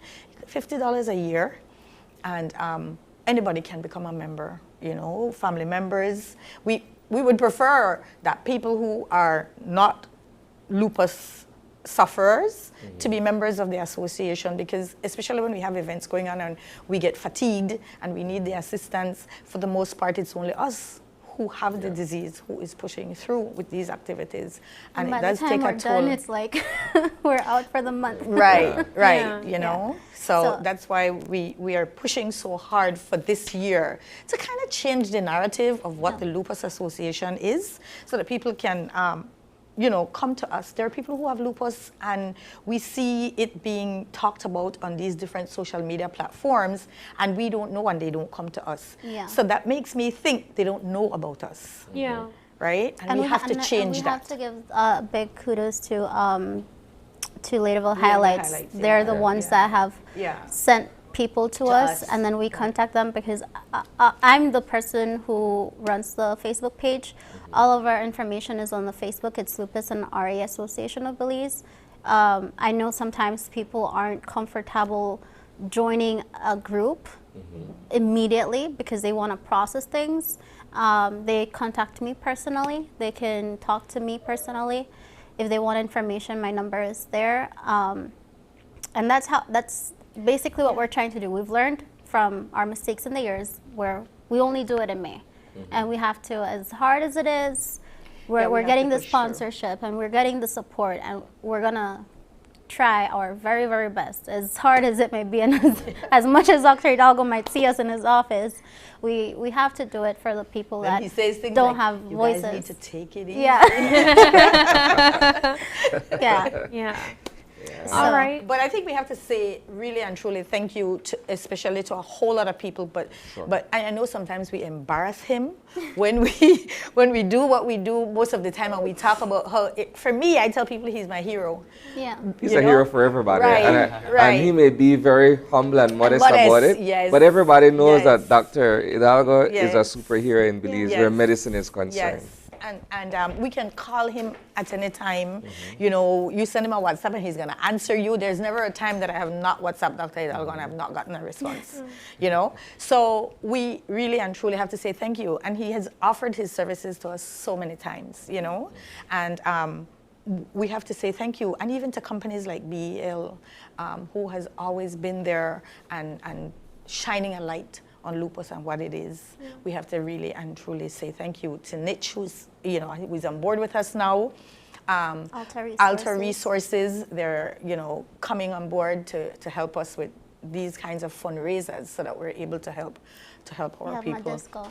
We have Madisco, who is on board with our ball. We have Brody's, who has come on board with our ball. And speaking of Brody's, I have to talk about Vicky a little bit. We got a family member of mine lives in the U.S. donated some money to Vicky. Wonderful. But, yeah, she donated it through our association and asked that we turn it over into making it a little bit more. And so we're going to be having this big raffle with some big monetary prizes, and all the proceeds will be going to Vicky. Wonderful. I know that her family will appreciate it. And she is such a light, like, sweet girl. Yeah, I talked to her. She's like that. She's such a sweet girl. Brave. And I said, yes, you are. Yeah. And we're going to get through this. Yeah. And we're going to help her. Yeah. And just one more thank you. Over the weekend, somebody did contact me, Mr. Michael Middleton. And he gave me this book for the association. He said he wanted to actually lend it to Vicky, so I can lend it to her and her parents, but he wants it to stay with the association so we could pass it on just so people could learn. The reason is because we want to give in honor of his daughter, Danielle Middleton, who unfortunately she passed away in 2010 at the age of 14, and that is because he said they were not aware of all these medication and the remedies and how to cope with it. Yeah. So a big thank you to Mr. Michael, and that is the kind of people that we need on board as well, that we feel your hurt, we can empathize, we see, the struggle. So it's not just people that have it, anybody, it could be a friend, it could be anybody, it could be you guys, Speaking to Mr. Sam was out at the barbecue sale because we were out there helping. And I said to him, I've never dished out so much beans and coleslaw in my entire life. But first for everything. Yes, but the sense of accomplishment that you feel in helping people, it really motivates you. I went home and I was tired, my ankles were swollen, my bones feel like they were shattering, but that was not my focus. My focus was I'm helping a fellow person who has this disease, and look at the awareness that we're creating. And to see how many people supported it, it made me proud to be a Belizean, to see the support that Vicky got. It was just amazing. Yeah. And again, we have to understand that lupus, because it is so hard to diagnose. Like I said, for me, it took 2 years. And if you have one symptom, please get tested. Yeah. Please, we beg people, if you feel anything at all similar to what I am saying I am going through, please get tested. And I believe there's some doctors I would not know, Dr. Hidalgo, at KHMH, some internists, because that would be the best, I believe. Yes, but as I mentioned, the most important thing I believe is if those symptoms or you feel anything that it could lead or make you think that you have lupus, just trying to get in touch with your family physician and ask for directions. I believe they will guide you as go and to the closest place to get tested. No? Yeah. All right, well, guys, thank you so much for joining us and sharing more information on lupus. As you mentioned, it is Lupus Awareness Month. So to our viewers, if you feel like you have lupus or you know someone that may have lupus, reach out to your family physician and find a way to gather a diagnosis if possible. If you know someone that's with lupus but don't know how to gather resources or feel like they can't afford it, reach out to the Lupus Association and they will be able to assist you with more information on how to get these resources. Yes. Thank you guys so much for joining us. Thank you so much for having us. Thank All you. right. So we're going to take a break, and when we come back, we'll be wrapping up.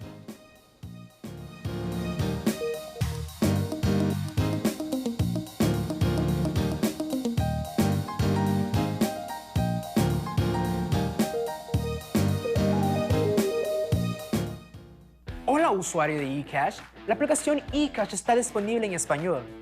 Cambiar el idioma de tu aplicación de eCash de inglés a español es rápido y sencillo. Déjame mostrarte cómo se hace. Primero, abre tu aplicación eCash. Introduce tu PIN. Toca el icono More en la parte inferior de tu pantalla. Selecciona Security. Selecciona Language. Y luego selecciona Spanish. Vuelve a introducir tu PIN y ya está. Tu aplicación de eCash está ahora en español y puedes seguir disfrutando de tu cartera digital eCash. La aplicación eCash de Belize Bank te hace la vida más fácil.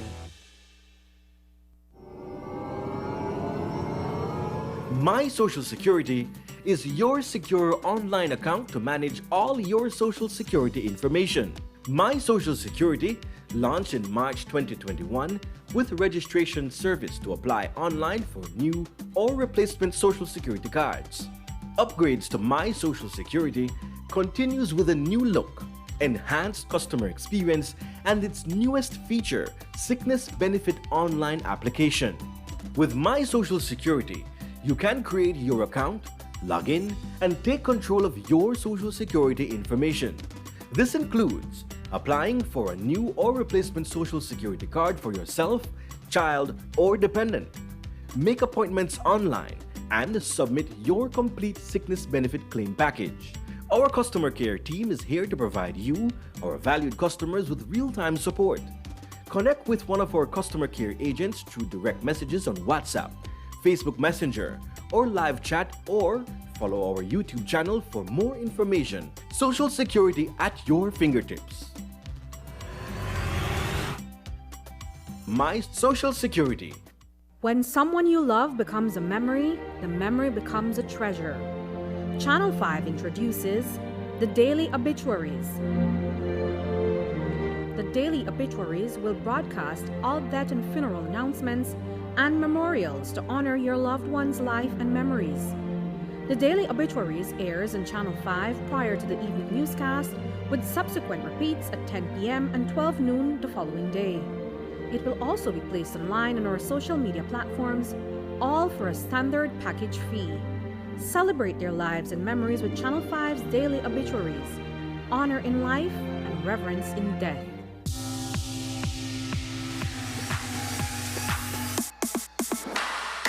Sign up for Smart Share Plan and save big.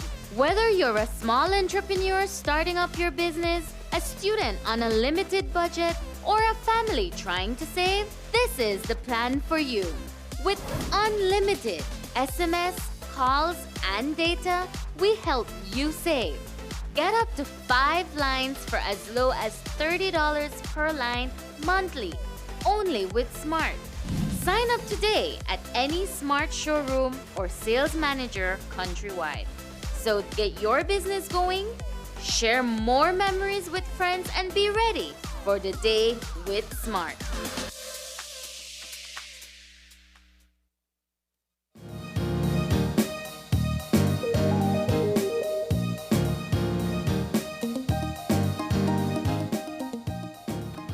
And we are back, wrapping things up. We had such a wonderful morning show this morning. I think both conversations were so important. We first had, of course, CARICOM talking about CARICOM Week and CSMEs, ways that Belize as a CARICOM member can benefit from the CSMEs and other opportunities that are available to CARICOM members, of course. So we invite our viewers, if you are interested in learning more about ways that you can migrate to other CARICOM countries for opportunities for work, or if you just like to learn more about what it is to be a CARICOM member, what it is to be a part of CARICOM, you can learn more this week particularly, because they will be sharing more about CARICOM and all the ways that we have partnered together in relations to CARICOM. Mm-hmm. And of course, the most recent conversation we had prior to this break was with the Lupus Association. And I've sat on this couch for the past 2 Tuesdays or 2 Mondays, or, you know, forgive me if I'm off with the days at this point, but the point that I'm making is it's part of being able to raise awareness for persons living with lupus. Yeah. Because unlike any other medical condition, perhaps there isn't enough light being shed on this particular disease. And it started off with us highlighting the plight of Vicky Samos, but there are many others out there who are suffering the same conditions, the debilitating conditions associated with lupus. And so it's part of getting the conversation going, and as the members of the association indicated earlier, it should go beyond the month of May. Yeah, definitely. Can't just limit it to this one time where we're championing advocacy and at the end of the month everything goes dormant. Yeah, because I mean, lupus isn't only here for a month. Mm-hmm. And as they mentioned, it's such a costly disease, from diagnosis to diagnosis, you know. And you know, in more severe cases where an organ is compromised, like Vicky Samos, where she's now fighting for a kidney transplant. Getting a kidney itself is costly, and then the maintenance of a kidney is even more costly. Yeah. So we really empathize with lupus patients that are really battling this incurable disease, but manageable if you detect it early. Of course, we will be wrapping up the show now. We do have a birthday shout out. We have 2 birthday shout outs, in fact. We want to say happy birthday to Gavin Tucker, also known as Kingman. He looks like a king. He's celebrating his 10th birthday, and it's coming from Gigi, Bray, Mommy, and Daddy. So happy birthday to you, Kingman. We also want to say happy birthday to Mags Marin. Looking lovely. We hope that you have a wonderful day today, Miss Marin, wherever you are and whoever you spend it with. All right. So we want to say thank you guys so much for joining us. If you have any questions, concerns, send us an email at channel5, OYE at channel5belize.com. You can also stream in on Facebook at Open Your Eyes VZ, and if you're looking for behind the scenes footage, you can check out our Instagram at OYE Belize. Until then, thanks so much for joining us on this morning show as you open your eyes to start your morning right. Until then, keep your eyes, your mind, and your hearts open. Have a good one, Belize.